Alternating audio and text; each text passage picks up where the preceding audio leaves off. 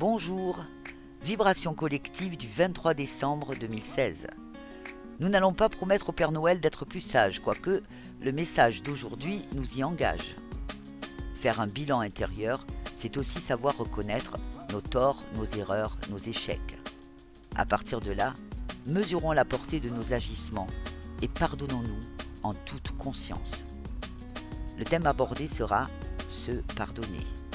Mais la vibration collective commence par un risque de dérapage. Noël chante dans les chœurs et pleure dans certains porte-monnaies. Pour les derniers achats, nous risquons par manque de temps, par lassitude, de ne pas trop regarder au prix, de payer à la va-vite, d'acheter n'importe où et parfois n'importe quoi, bref, d'être inattentif. Attention aux arnaques. La vibration est assez protectrice, mais elle ne peut pas parer à tout. Elle a aussi besoin de nous pour agir. C'est un jour à écouter son intuition. La palette émotionnelle bouillonne. Elle nous pousse vers une tendance à vouloir dominer notre petit monde en imposant notre façon de faire ou de voir. Assouplissons le caractère. Ne nous butons pas pour des choses qui, dans le fond, n'ont pas grande importance.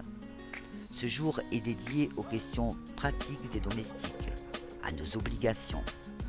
La corde affective vibre très peu. En revanche, pour ceux qui ne sont pas concernés par la préparation des fêtes, elle peut déclencher un mouvement passionnel. Ils peuvent tomber très vite amoureux. Sur le plan de l'activité, on se dépêche de boucler la journée. Les résultats sont au rendez-vous. Si vous êtes investi dans ce que vous faites, n'hésitez pas à provoquer des rendez-vous, à vous imposer, à défendre vos projets. Les feux sont ouverts pour tous les audacieux. Bien entendu, agissez avec diplomatie et bienveillance. Les zones d'ombre s'abattent sur toutes les formes du fanatisme, qu'ils soient sportifs, religieux, personnels ou professionnels. N'en faites pas trop, ça pourrait se retourner contre vous. Préférez la modération, la tolérance. Dans l'espace spirituel, c'est la récolte, celle de la dernière vague du karma de 2016. Le pardon est aux portes du ciel aujourd'hui. Alors, reconnaissons nos torts, nos erreurs, nos échecs. Ne nous voilons pas la face en accusant les circonstances, les gens, en nous trouvant des prétextes, des excuses, sans pour autant se culpabiliser ou entrer en guerre contre soi.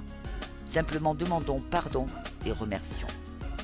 Pour cela, isolons-nous. Repassons-nous mentalement le film de l'année.